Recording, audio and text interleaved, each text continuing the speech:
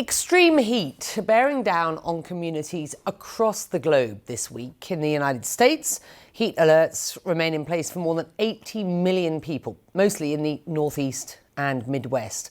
As far north as Maine, records are expected to fall. Officials there have issued warnings and opened cooling centres for residents.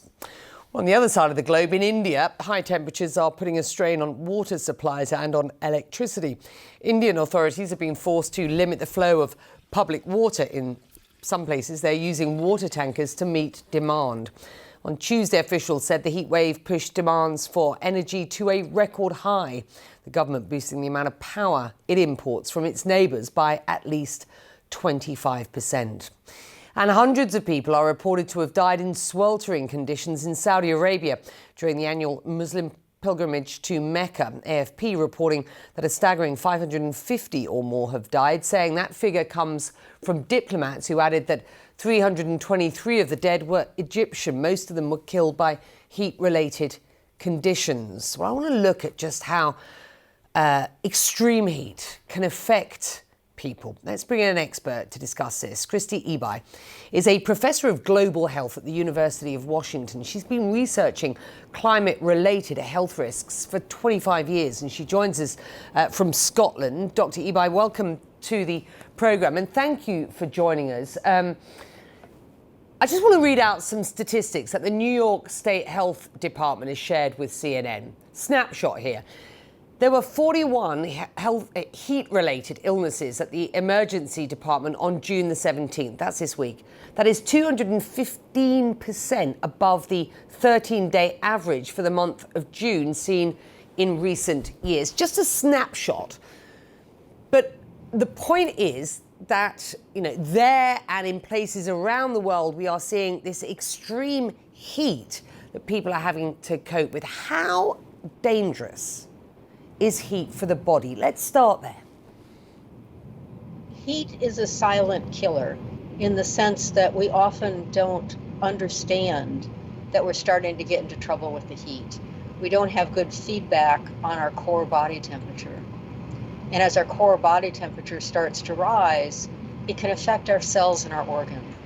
In essence, we are providing excess heat around organs that are not really able to manage that. And so, yes, you can see very high morbidity and mortality during these heat events.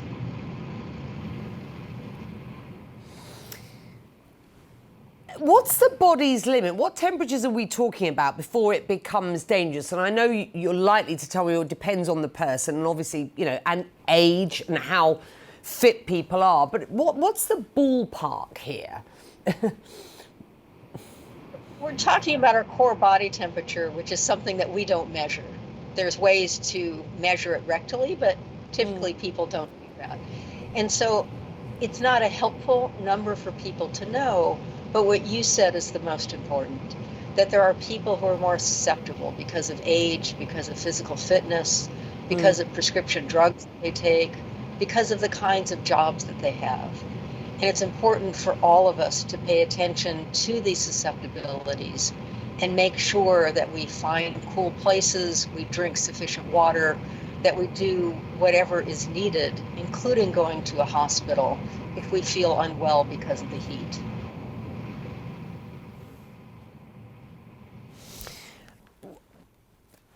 We often talk about heat stroke. What do we mean by heat stroke? Heat stroke is a medical condition. It's when that core body temperature is starting to seriously heat our internal organs. When somebody has heat stroke, it's an emergency. That core body temperature needs to be brought down very quickly. When we had the Pacific heat dome a few years ago in the Pacific Northwest, what our emergency departments did, which I assume other emergency departments are doing as well, is people would come in with these very high core body temperatures, would be put immediately into body bags, and that body bag would be filled with ice to really cool people down. If not, heat stroke has a high mortality rate, and people who survive heat stroke can have lifelong consequences for their health. So I mean, news you can use here. You know, what can one do to avoid heat stress? There will be people in parts of the world watching this who, you know, frankly, you know, are experiencing these extreme weather events. What's your advice? There's a wide range of actions that individuals can take to help keep that core body temperature down. Some of them are behavioral. What are you wearing? Are you sitting in a place where there's good ventilation? Do you have access to electric fan? And so there's ways that we can take action. There's other actions we can take that will help support our physiological responses. If you're in front of an electric fan, if you put some water on your skin, that water will evaporate from the fan, and that will really help cool you down. You can take towels and put them in ice water and drape those around your neck to help cool yourself down. Anything that you find that helps cool yourself down, and make sure that you do it for sufficient time, acknowledging that sufficient is ill-defined, but you want to make sure that you get to a place where your core body temperature has decreased so that you can then deal with the heat more effectively as that heat continues to build through the afternoon. So generally we've been able to cool down at night time. I mean, that's sort of seems to be a given.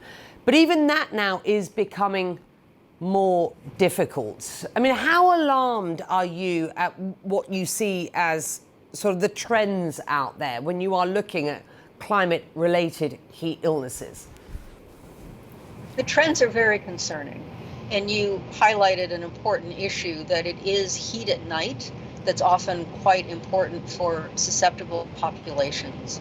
They may get through the day, may be uncomfortable, may get through that really hot day. But if they can't cool down at night, that's when you see an even further increase in mortality. And the trends are very concerning. You talked about India, you talked about what's going on in the Middle East, and finding ways to help ensure that we can help people stay cool. Because you cited some numbers for New York, that's a fraction of the number of people who are affected. We know that after a heat wave, there are many more deaths than what were originally reported. About half of those deaths from cardiovascular causes. Very important to help people keep their body as cool as they can during these extremely hot periods. And I will add that many cities around the world have heat wave early warning systems. And as part of those, some of them have set up cooling shelters where people can go and cool down in an environment that will protect them during the heat of the day.